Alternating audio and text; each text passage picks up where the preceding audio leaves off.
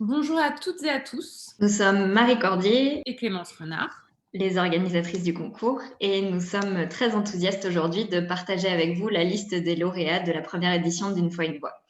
Avant de laisser la parole au jury, on voulait juste vous dire un petit mot. Une fois une voix est un projet né de notre passion commune pour les histoires, petites ou grandes, historiques ou intimes, et de notre certitude que chacun et chacune a des histoires à raconter. C'est à la suite du premier confinement qu'est né le projet Une fois une voix, de cette période durant laquelle nous vivions tous éloignés les unes des autres, est apparu comme une évidence le fait que nous avions besoin de récits communs, qui sont autant de liens, de ponts entre toutes et tous. Et pour être honnête, en montant ce concours, on ne savait pas vraiment à quoi s'attendre et on ne savait pas vraiment si ce projet et si le thème du travail des femmes allait vraiment trouver un écho chez les adolescents. Et le bilan de la première édition a plutôt dépassé nos attentes avec plus de 200 jeunes qui se sont impliqués pour créer des podcasts dans 9 pays différents. Nous tenons à dire que nous avons vraiment été épatés par la qualité des podcasts reçus, par la maturité et la richesse des témoignages et des narrations. Merci à vous toutes et tous, participants et participantes, qui nous avez confié vos histoires et qui êtes parvenus au bout de cette aventure. Et bravo de vous être lancé dans un projet si ambitieux. On est sincèrement admiratif du travail que vous avez fait. Le concours Une fois une voix n'aurait pas pu être ce qu'il est sans la participation de nos partenaires. En premier lieu, le service culturel du Consulat de France à Chicago, qui nous a soutenus dès la première heure et a permis de faire rayonner le concours aux États-Unis. Merci en particulier à Nicolas Doué et Laurence Giannopoulos. Et merci aussi à Slate France qui nous a aidés à faire parler du concours, à accompagner les participants grâce à un atelier et qui nous aidera aussi à mettre en avant les lauréats. Merci en particulier à Mathilde Mélin et Christophe Caron. Merci aux autres structures qui nous ont permis de faire rayonner le concours, en particulier la Mission laïque française, L'Institut français avec Culture Tech et IF Prof. Arte Radio et aux audioblogs. Mais c'est aussi grâce à des personnes qui ont accepté de consacrer du temps et de la bienveillance au concours qu'il a pu atteindre cette ampleur. Merci à Léange Albert qui a dessiné pour Une fois une voix. Merci à Valentin Pérez, à Aude Vernheim, à Flora Vincent qui ont proposé des ateliers. Merci à Adila Benedjaizou qui s'est très vite montrée enthousiaste et qui a participé aux ateliers ainsi qu'au jury. Merci à Mathilde Mélin pour ses précieux conseils aux adolescents et sa participation au jury. Merci à Julia Foyce, marraine de cette première édition, pour sa confiance, sa bienveillance ainsi que pour son temps. Et un très grand merci, bien sûr, au jury qui a prêté une oreille attentive à vos podcasts. Donc, on a déjà cité Adila et Mathilde. Merci également à Delphine Saltel et à Julien Cernobori. Enfin, merci à toutes celles et ceux qui nous ont écoutés, conseillés, consacré du temps pour nous aider à faire naître ce concours. Et maintenant, nous laissons la parole au jury pour vous annoncer les lauréats de cette édition. Bonjour à tous et à toutes. Merci à tous d'avoir participé au concours Une fois une voix. On espère que ça vous a plu, que ça vous a donné envie de faire d'autres podcasts et surtout de vous intéresser à la question du travail des femmes. Vous avez été très nombreuses à traiter des angles différents, donc merci. Parfois on a même appris des choses, donc c'est toujours agréable. Avec les autres membres du jury, on a délibéré et on a choisi 4 podcasts qui, d'après nous, sortent du lot et qu'on a envie de primer, de mettre en avant.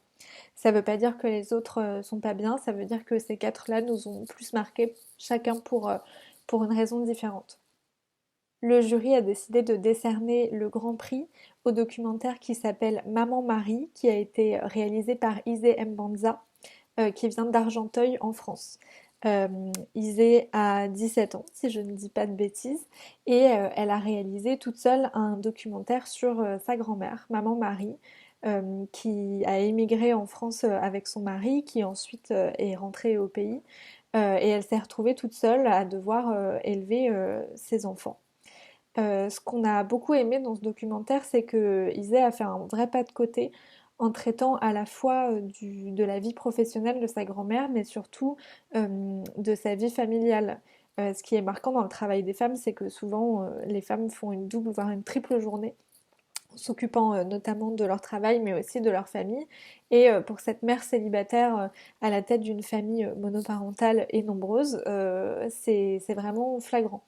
Donc c'était très malin d'aborder cet angle-là. C'était surtout très très touchant d'entendre la vie de cette mère courage qui a l'air absolument incroyable et dont on a envie d'en entendre plus. On s'est fait la réflexion avec les autres membres du jury qu'on aimerait bien avoir un deuxième épisode et entendre la suite de cette histoire, parce que le personnage de Maman Marie est juste très très touchant. Donc Isée, si tu as envie de faire un deuxième épisode, tu peux nous l'envoyer, on serait très heureux de l'écouter. Et on tenait aussi à te féliciter pour l'aisance avec laquelle tu racontes l'histoire de ta famille et le courage que tu as eu d'aborder une question aussi intime dans un podcast diffusé publiquement. On sent au fur et à mesure de tes interactions avec tes oncles et tantes et avec ta grand-mère que tu apprends des choses sur ton histoire familiale. Et c'est ça aussi le podcast, c'est savoir se dévoiler un peu, ne pas rester que dans une posture d'observatrice, mais d'être actrice de ce que tu nous fais écouter. Et je pense que tu as vraiment compris ce qu'il fallait faire et tu as eu la bonne idée, le courage et en plus tu l'as bien réalisé. Donc merci à toi, on a tous beaucoup aimé ton documentaire et j'espère que tu en réaliseras plein d'autres. N'hésite pas à nous les envoyer, on les écoutera avec plaisir. Voilà, félicitations Isée. Là, je suis partie rendre visite à ma mamie dans son appartement à Sevran où elle a élevé ses 7 enfants.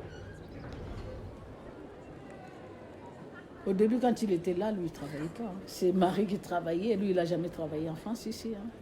Il faisait juste sa formation. Il avait fini sa formation quand même. Il n'allait pas faire toute sa vie sa formation. Je ne sais pas qu'est-ce qu'il faisait. Donc il travaillait toute seule. Ah oui, comme il m'avait dit une fois, j'ai dit, mais si tu avais épousé notre femme, qu'est-ce que tu allais faire? Il m'avait dit, mais quand tu as une femme qui fait tout, donc il ne travaillait pas, c'est moi qui travaillais. Je les accompagnais à l'école et puis, comme toutes les mamans seules. J'allais faire mes courses, et puis comme je travaillais, j'avais mon argent. Lui, il était là comme il n'était pas là. C'est moi qui faisais la cuisine quand je rentrais. Bonjour à toutes et à tous et merci pour votre participation. Le prix du jury est décerné à Léonard Pochon, qui a 16 ans et qui vit à Suresnes, près de Paris, pour son podcast intitulé « La paysanne et la mathématicienne ». Dans ce documentaire de 16 minutes, Léonard rencontre deux femmes que, a priori, tout oppose. Jeannette, une dame de 93 ans, ancienne paysanne des Hautes-Alpes, qui aurait aimé étudier les mathématiques, et Hilaria, une jeune chercheuse en géométrie. En les interviewant successivement, il a su créer une sorte de dialogue entre les deux femmes qui ont vécu dans des contextes et époques différents, et il rapproche des mondes qui ne se seraient jamais rencontrés sans cet objet radiophonique.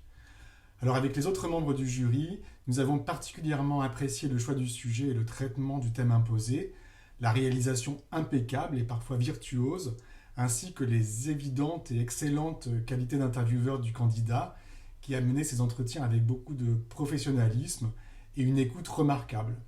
On lui souhaite de continuer dans cette voie et de réaliser plein d'autres épisodes qui répondront à celui-ci. Bravo Léonard. Bonjour et bienvenue. Aujourd'hui, nous allons parler du travail au féminin. Mesdames et messieurs les députés, mais surtout messieurs, visiblement... 7695. La racine carrée est 87,7. Bah oui, ça leur donne une certaine impression d'égalité avec l'homme.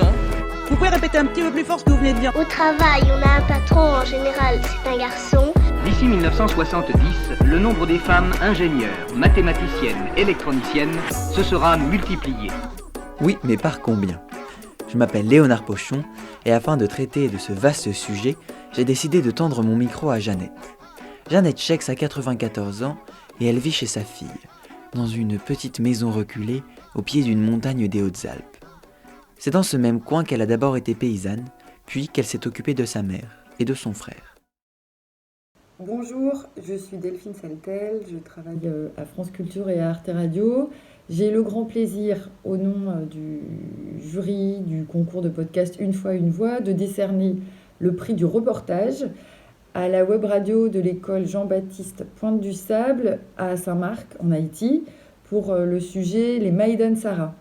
Le jury a apprécié la manière très humaine, sensible, concrète aussi, imagée, locale, de traiter le thème du concours, le travail des femmes.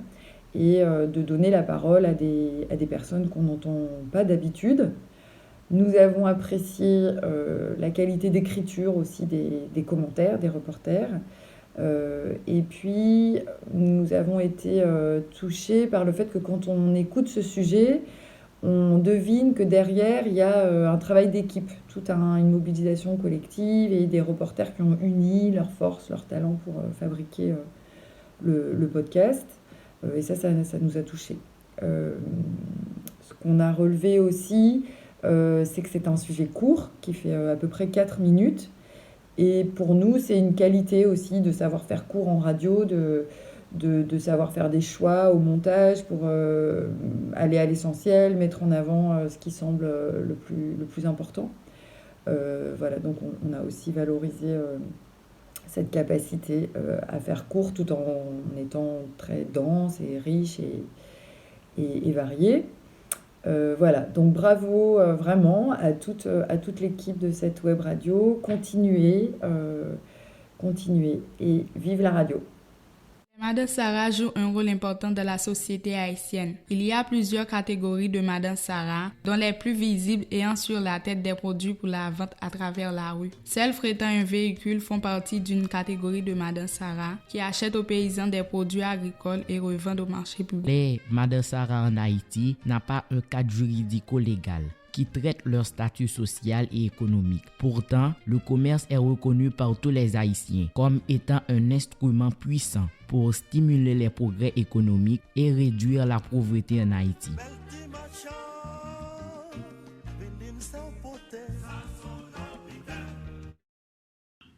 Et pour clore ce palmarès, le jury nous a chargé de remettre le dernier prix. Donc ce prix revient au podcast Quand il n'y en a plus, il y en a encore, l'impossible repos des femmes, réalisé par le club web radio du lycée agricole d'Auch. Donc un grand bravo à Diego, Lou, Quentin et Thomas. Le jury a trouvé votre podcast très lumineux et a particulièrement apprécié la qualité des témoignages que vous avez recueillis sur ce thème de la charge mentale et l'intimité que vous avez réussi à créer avec vos intervenants pour recueillir des histoires très personnelles et souvent très riches. Et bien sûr, la manière dont vous avez réalisé ensuite votre podcast pour que ces histoires se répondent et nous racontent plein de choses. Bravo à vous. Ce lycée agricole centenaire, entouré de nature et caché des regards, surprend toujours ses visiteurs. Au bout d'une petite route qui grimpe là-haut sur la colline, Beaulieu surgit dans toute son étendue et dans la variété de ses bâtiments, parfois historiques. Vue sur les Pyrénées plein sud, vue sur la haute ville d'Auch plein nord. Entrez dans notre bulle. Une enseignante prend la parole. C'est Eliane. Ça fait déjà une vingtaine d'années que je suis arrivée ici. C'est pas mon premier poste parce que j'ai 62 ans, donc je suis bientôt à la fin de l'histoire de l'enseignement, on va dire. Je suis une femme de la terre qui enseigne dans un lycée agricole. Je boucle les boucles. Je pense que dans le travail, on se construit, on devient soi-même. Quand on a la chance de choisir son parcours, de choisir son activité, ça permet d'évoluer et de sortir peut-être du premier rôle basique d'être femme à la maison, au foyer ou autre. Donc moi je ne peux pas envisager une vie de femme sans travail parce qu'il m'amène à l'indépendance, à l'autonomie, à des choix de vie et ça permet de grandir aussi. Bravo aux lauréats, nous allons vous contacter dans les jours à venir et pour rappel, vous aurez la chance de voir votre podcast diffusé sur Slate Audio et nous vous offrirons également un petit cadeau. Bravo à toutes celles et ceux qui se sont investis pour créer un podcast. Choisir les gagnants, ça n'a pas été chose facile et vous méritez tous un grand bravo. Et vos podcasts seront disponibles en écoute pour tout le monde à travers une playlist qu'on va mettre en ligne dans les jours à venir. À bientôt pour la 2e édition d'Une fois une voix.